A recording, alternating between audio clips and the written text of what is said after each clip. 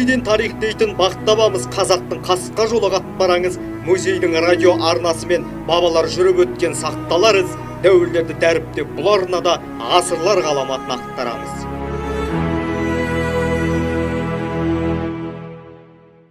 Қайырлы күн, құрметті радио тыңдаушылар. Эфирде Музей радиосы, микрофон алдында мен Әйгерім Сейітбекқызы. Бүгін сөз 20 ғасырдың басындағы ірі саяси тұлға, алаш қайраткері, ақын, публицист, аса ірі әдебиет теоретигі, ұлттық жазудың реформаторы Ахмет Байтұрсынұлы туралы болмақ. Бүгін бізде қонақта филология ғылымдарының кандидаты, доцент, Әл-Фараби атындағы Қазақ ұлттық университетінің оқытушысы, Ахмет танушы ғалым Имахамбет Райхан Сахыбекқызы және Мұхтар Әуезов атындағы Әдебиет және өнер институтының бас ғылыми қызметкері, филология ғылымдарының докторы Орда Гүлжахан Жұмабердіқызы. Қош келдіңіздер. Қош келдік.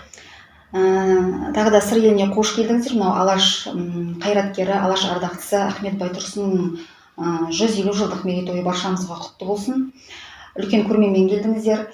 Ахмет Байтұрсынұлы музей үйінің қорындағы ең құнды деген экспонаттар қазір сыр жұртшылығы назарына ұсынылып отыр. Ұзағына сүйіндірсін, сыр жұртшылығы үшін бұл көрме бір үлкен серпін, бір таным көкжиегінің кеңеюіне үлкен мүмкіндік берді деп есептеймін. Енді Райхан Сахыбекқызы, бірінші сұрақ өзіңізге. Жалпы осы Ахметті тану жолында, Ахмет Байтұрсынұлын зерттеу жолында өміріңіздің көп бөлігін бағыттадыңыз, арнадыңыз. Бұл кісінің тұлғасы сіздің өміріңізге бір ықпал әсері болды ма, белгілі бір із қалдырды ма? Қызық сұрақ екен. Мен енді қалай айтсам екен, адамның бәрібір бағытын өзгертеді ғой. Қыз баланың арманы ғалым болсын деген арман, ол қыз балада сирек кездесетін құбылыс. Мен ғалым болсам деп армандаған жоқпын негізі. Қыз баланың арманы тезірек тұрмысқа шығып, балалы шағалы болу, өсіп өну ғой. Қыздың арманы орыс деген соң сол кету болған. Сосын ең көп дегенде сол мына бағытымыз қазақ тілі мен әдебиетін оқығаннан кейін сол елге барып мұғалім болу деген арман болды ғой. Бірақ жаңағы өзіңіз айтқандай Ахмет Байтұрсынұлының қызы Шолпан Ахмет қызымен танысқаннан кейін менің бағытым кілт өзгерді. Мен оны жоспарлы түрде өзгерді деп айта алмаймын. Кілт өзгерді деген сол Шолпан Ахмет қызының сеніміне селкеу түсірмес үшін, осы қазақ үшін құрбан болған алаштың арманының бір кішкентай тамшысы бола алатындай жұмыс жасасақ деген өздігінен сондай бір жауапкершілік арқалап алдық. Сондықтан әрине ықпал өте үлкен болды деп айтуға болады. Гүлжахан Жұмабердіқызы, Ахмет Байтұрсынұлы сіз үшін кім? Ахмет Байтұрсынұлы әрине ол мен үшін емес, жалпы қазақ үшін үлкен ұлы тұлға. Осыдан бір ғасыр бұрын Ахмет Байтұрсынұлы бүгінгі біздің жасап отқан тірліктеріміздің денін, басының көпшілігін бір ғасыр бұрын жасап кетті деп аламыз. Біріншіден біздің қазақ жазуымыздың негізін салды. Екіншіден мынау әдебиет деп айтамыз, әдебиет тану деп айтамыз. Әдебиеттегі көркем жанрлар, поэзия, көркем аударма, олардың негізін салумен бірге олар кәсіби деңгейге көтерді. Сондай-ақ әдебиет тануды біз кеше осы уақытқа дейін Ахмет Байтұрсынұлының атын 88 жылға дейін естіген де жоқпыз, білген де жоқпыз. Сөйтсек, әдебиет танытқыш деген үлкен әдебиет танудың теориялық еңбегін жасап кеткен.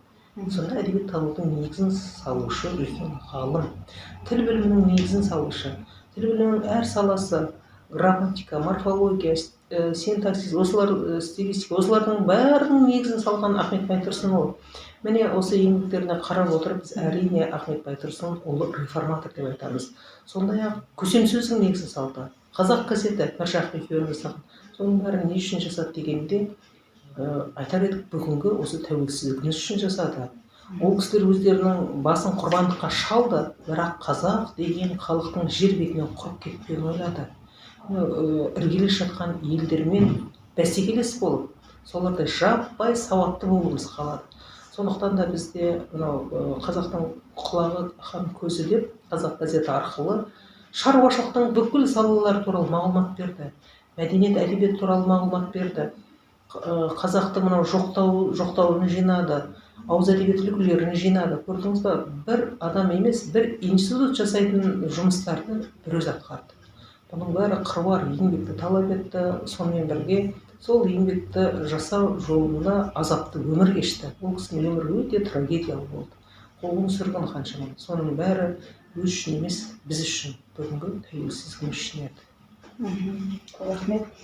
Райхан Сахыбекқызы, осы Ахмет Байтұрсынұлы көзін көрген ұрпақтармен, Шолпанмен тілдестім деп отырсыз. Басқа қандай ұрпақтармен тілдесіп үлгердіңіз?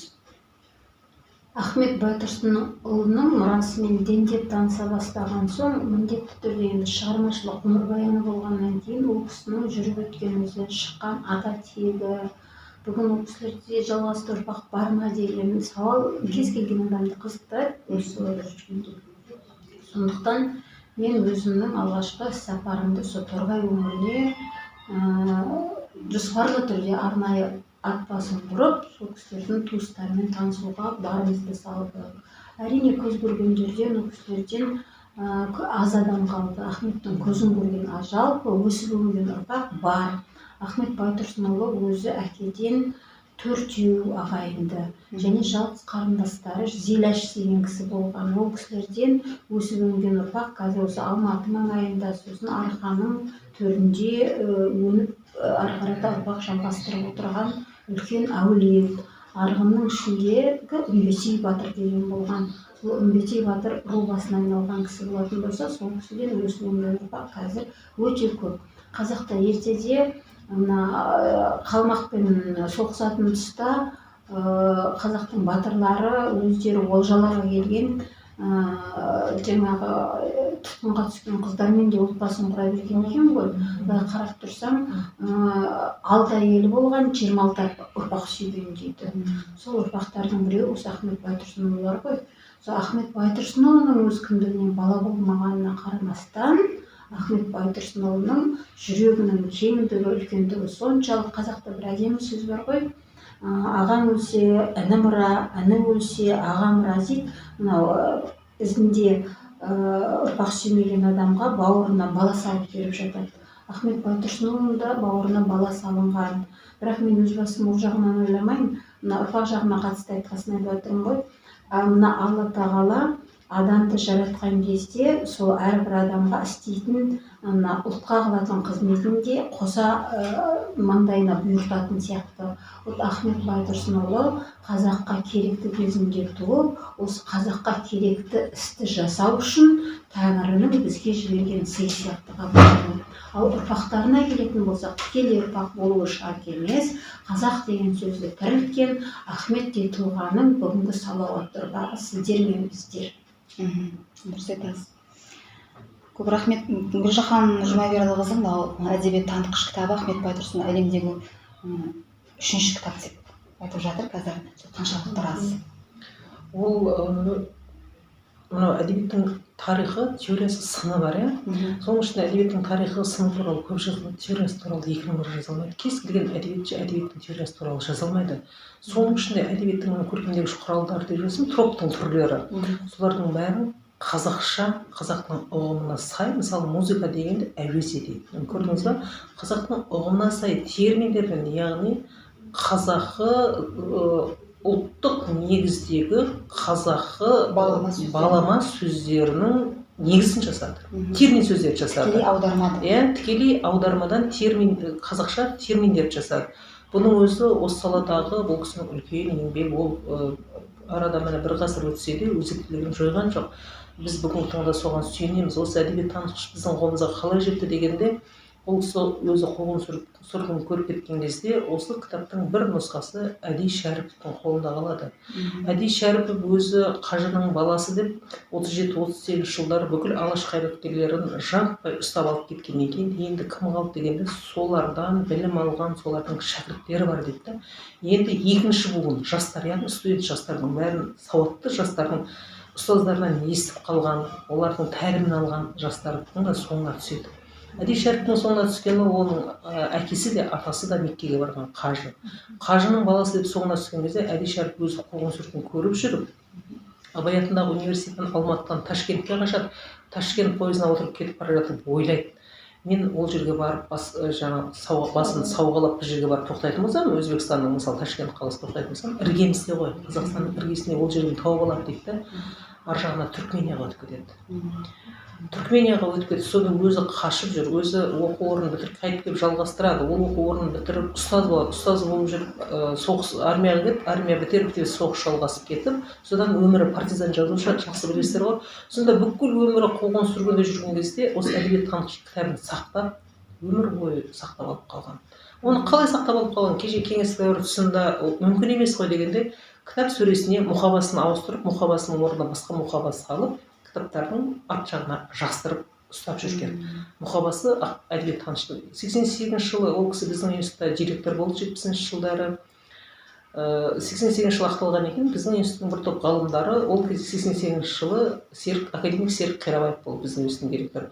Енді не істейміз, мұраларын жинау керек, төте жазумен жазылған дүниелердің бәрін оқу керек дегенде Мақсұт Шафиқов деген ағамыз болды. Өте сауатты, төте жазуды оқитын және Сәрсенбі Дәуітов. Сол екі кісі тікелей оқып аударып отырды да, осы әдебиеттанушықты Әди Шәріпов үйінен әкеліп берген болатын. Мұны көрдіңіздер ме? Бұл атадан қалған мұраға деген жауапкершілік және аманатқа қиянат жасаудың болмайтын түрі. Ол Ахмет атамыздың сол дүниесінің қадірін білгендіктен, өзі филология факультетінде оқыды ғой. Соның қадірін білгендіктен ол өзінің басына қанша қауіп төніп тұрса да сол кітапты сақтады. Келесі буынға, келесі ұрпаққа жеткізді. Біз тәуелсіздік алған кезде осы кітаптардың қолжазбалары солай табылды. Ал анау мерзімді басылым бетінде шыққан жарияланымдардағы дүниелердің бірі бар, бірі жоқ. Олардың бәрі неше жылдардан бері, мысалы біз кириллицаға өтіп кеттік, кирилл жазуына. Ананы оқитын ұрпақ жоқ дегенде жаңағыдай аға буын өкілдеріміз бізге оқып негізгі жолды салып берді. Біз қазіргі таңда Ахмет Байтұрсынов туралы айтқан кезде осы есімді ұмытпауымыз керек. Себебі бұлар біздің алдымыздағы ағаларымыз, олардың ахметтануға сіңірген еңбектері өте жоғары. Және осылардың қатарында мен үнемі айтып жүретін тағы бір есім бар, ол Жұмағали Смағұлов деген ағамыз болды. Осы айтып отырған кісілердің бәрі әдебиет және өнер институтының қызметкерлері болды. Жұмағали Смағұлов 10 томдық қазақ әдебиетінің тарихын жазған кезде Ахмет Байтұрсынов деген тарауды жазды. Көріп отырсыздар ма? Біз қазіргі таңда Ахмет Байтұрсынов туралы әңгіме еткенде 88 жылы қалай ақталды, ол ақталғаннан кейін насихат жұмыстары қалай жүзеге асты, оның мұраларын қалай жинақтап алдық деген мәселелерді ұмытпауымыз керек. Сонымен бірге қазіргі жас буын өкілдері, мектеп оқушылары, жоғары оқу орнында оқып жүрген жастар, осыларға санасына сіңіруіміз керек. Алаш мұрасын жастардың санасына сіңіру керек, және оқыту емес, санасына сіңіру керек. Сонда ғана біз өзіміз 90 жылдары әдебиеттануға келген, сол кезде зерттеумен айналысқан ізденушілерміз 90 жылдары әдебиеткен. Райхан Сахыбекқызы Ахмет Байтұрсынұлын зерттесе, мен Қошке Кемеңгерді зерттедім. Сонда сол алаш мұрасын зерттеу арқылы біз халқымызды сүйдік, біз алашшыл болдық, біз ұлтшыл болдық, былай айтқанда. Ұлтымызды сүйдік, оны қайдан көрдік дегенде, сол мұралардан бізге өтті. Сол мұралар біздің санамызға сіңді. Ендігі ұрпаққа да солай санасына сіңіру керек. Мен қазақпын деп мақтанатын қазақ алаш мұрасын оқығанда ғана қалыптасады деп солай сенеміз. Дұрыс айтасыз.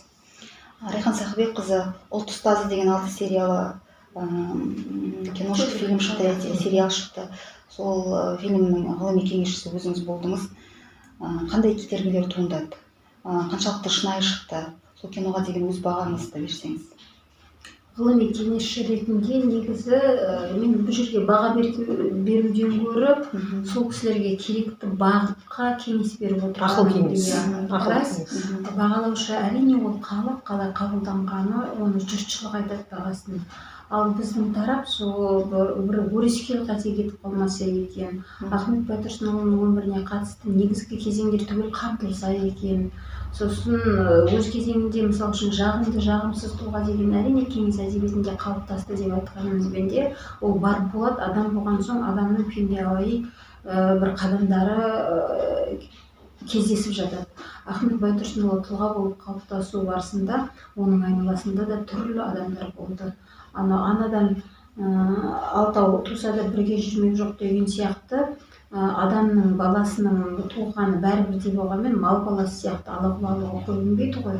Сондай тұлғаларды да қазір көргендер, фильмді көрген, сериалды көргеннен кейін реніштерін айтып жатыр. Оны жасырып қалуға болмайды. Негізі кейде бәрін жағымды қылып көрсеткеннен өмір жақсы болып кетпейді.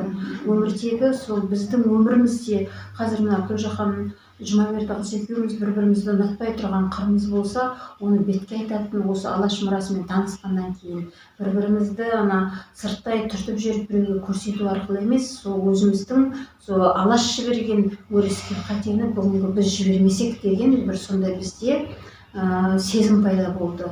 Сол сезімді бүгінгі ұрпақ та түсіну керек. Сол жердегі сол жағымсыз қылықты көре отырып, ойпырмай қандастар неге солай сатқындық жасады екен, егер сатпаса сол кезде біз қазір бұдан да тіпті басқаша мемлекеттің деңгейіне жетермедік деген бір сабақ қалу керек та адамда. Сондықтан ол жердегі негізгі роль, негізгі күш, негізгі алып шығар түйінді режиссер жасады Мұрат Есжан. Және оның жұбайы сіздердің режиссеріңіз Айсәуле Әбілдаева. Кім сол Алматы өңірінің жігіті болу керек. Екеуі де болашақпен бітіріп келген жас мамандар. Осы екеуінің сосын олардың айналасында ғана Ұларбек деген Даяғаш кітабының авторы. Осы кісілердің бір бойындағы қазақылығының басымдығының арқасында бұл бір өлеңмендікпен шыққан сериал. Шын мәнінде бұған аз уақыт берілген және аз қаржы бөлінді. Соған қарамастан олар да бастарын бәйгеге тіге отырып, осы сериалды ел көңілінен шығатындай жасауға, сосын шынайы шындықты қанша көркемдесе де шындықтан тым бері қиял догмаға ұрынбауға барын салды. Мен сондайдың жастардың барына қуанам. Сол сериалдың желісін оқығанда кеңес берген кісілердің біреуі осы Гүлжахан Жұмабердіқызы, ол кісі жалғастырса екен. Мен осы фильмнің қолжазбасын оқып, алғашында қолжазбаны сараптауға бұйырады. Сонда бір әдебиетшіге, бір тарихшыға беріп оқытқан ғой. Сонда әдебиетшілердің көзқарасымен қалай, тарихшылардың көзқарасымен қалай деген сияқты. Бір жақсы жері бұның авторлары ғалымдармен және мамандармен санасты. Олардың пікірін тыңдады. Мысалы үшін мен өзім оқыған кезде бір үлкен ескерту айттым. Қаппас деген кейіпкер бар ғой, соның аты жөнін Ғаббас Тоғжанов деп осылай айтыпты. Ғаббас Тоғжанов тарихта болған және сол кісілермен қатар өмір сүрген Абай деген монографиясы бар. Абай танудың негізін салушылардың қатарында біз Ғаббас Тоғжановты айтамыз, және монография үлгіде бір қаламгердің шығармаларын зерттеудің үлгісін жасаған ғалым, зерттеуші деп қабылдаймыз және солай айтамыз. Сондықтан мен жігіттерге айтатын, жігіттер, ертең Ғаббас Тоғжановтың ұрпағы бар, оның артында қалған адамдары бар. Ұят болады, ол бір типтік характер керек болса, сендер оның атын тарихта болған, тарихта өмір сүрген адамның атымен атамаңдар. Сондай типтік характерді басқа атаумен атаңдар. Қаппас деген кейіпкер бар, ал оны Ғаббас Тоғжанов деп атамақшы болды басында. Сөйтіп айтқаннан кейін, мен кейін көргенде пікірімізді бердік, содан кейін біз қайтып кездесіп едік, бір рет жүздестік, олармен осылай отырып сөйлестік, қолжазбасын берді, қолжазбасын оқып, мынау эпидемияның кезі ғой, электронды жібердік пікірімізді. Сол пікірді тыңдап, кейін өзім көрген кезде өзім қуандым ана жігіттерге. Және ол жігіттердің бір жақсы жері, өздері шетелге барып, тәжірибе жинап, сол жақтан білім алып, оқып келіп отыр.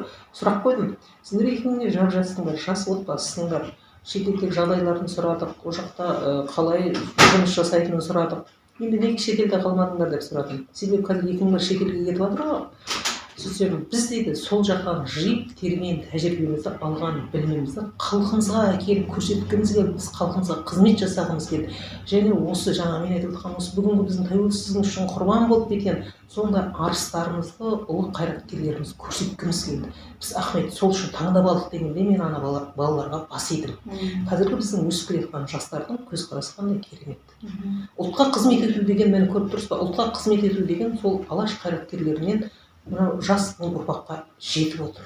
Олар соны жанына сіңіріп отыр. Ұлтқа қызмет етудің өз саласынан, өзінің кәсіби деңгейі, өз тұрғысынан мен не жасай аламын дегенде олар кино түсіріп жүр, режиссер болып жүр. Мен осыны жасай аламын деп ұлтқа қызмет етудің үлгісін көрсетіп жүрген балалар деп айтамыз біз оларды. Керемет. Сол киноның ішінде ең соңында Ахметті атуға апарғанда Жаманқұлов қамынан Ахметті атып атқан жерін көрсетіп, жерге құлап жатқанын көріп қаламыз ба деп ше, сол жерін көрсетпеді. қинап жатқан, ұрып соғып жатқан Ахметті көрсетпеді. Сол бір жерлері бір жақсы шешім болды деп есептеймін.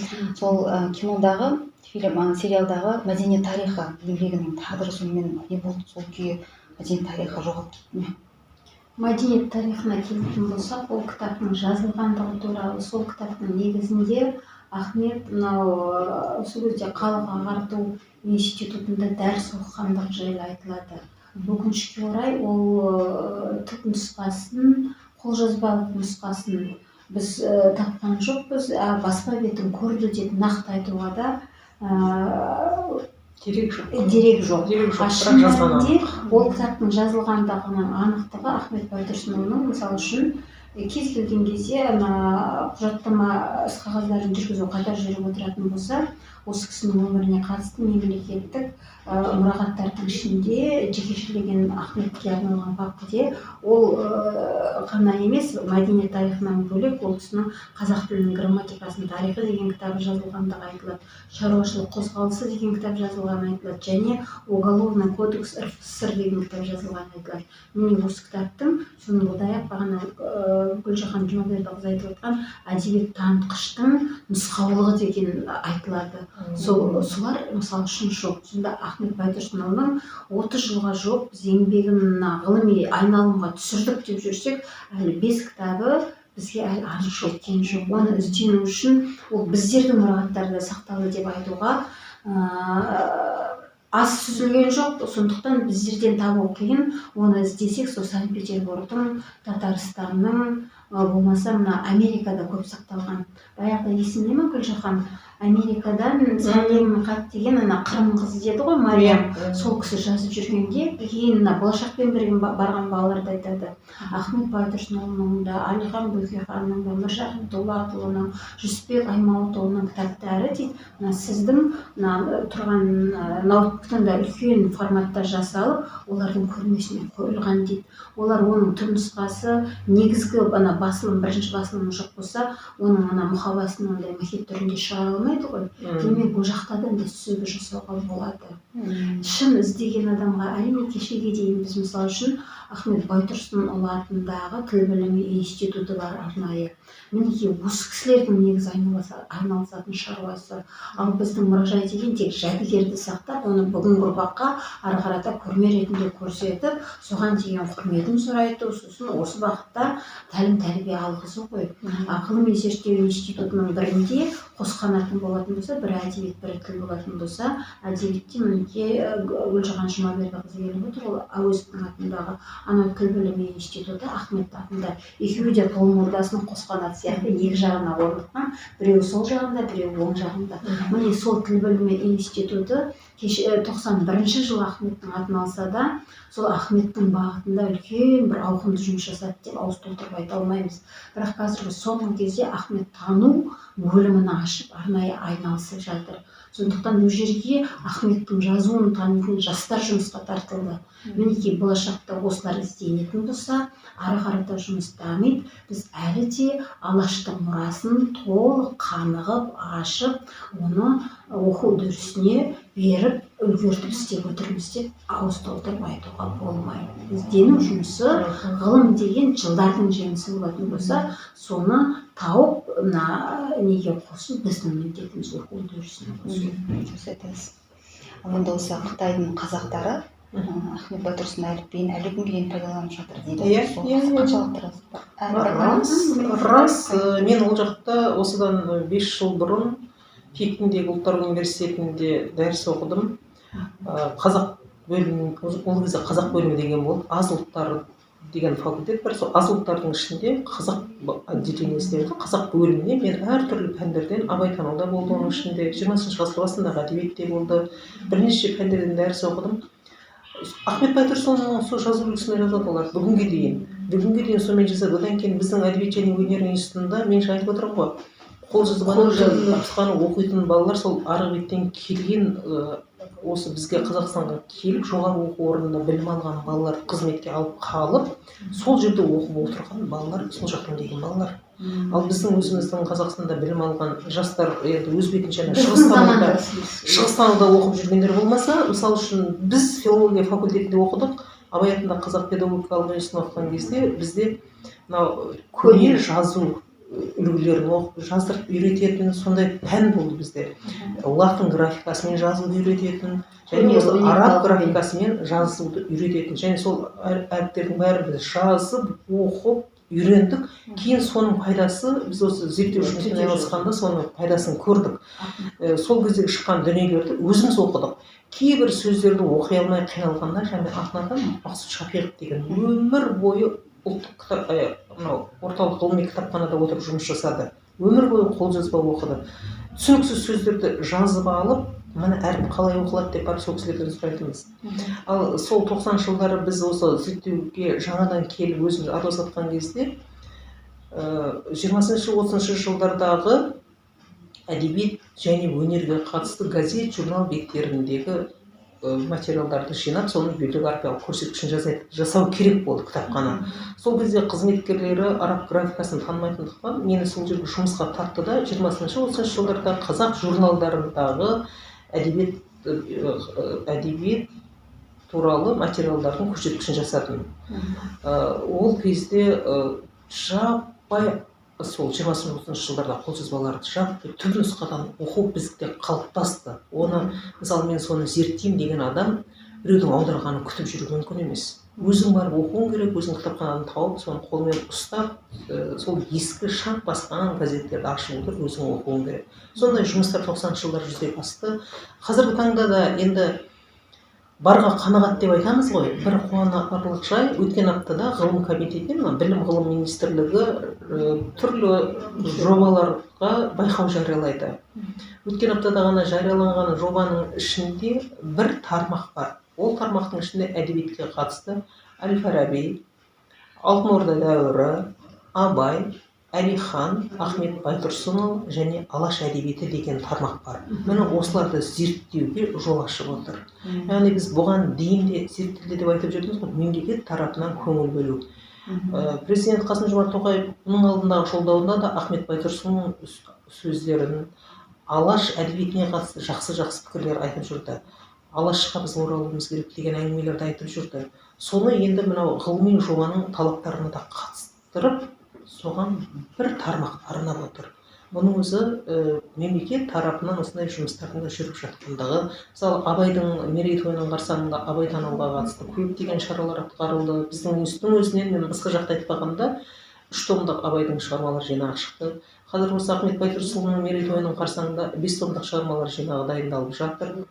Үлкен халықаралық конференция өткізіліп, ол жалғыз ғылыми зерттеу институттары емес, бүкіл жоғары оқу орындары, орта мектептер республиканың түкпір-түкпіріндегі түрлі деңгейде республика көлемінде әртүрлі шаралар, ғылыми конференциялар өткізіп жатыр.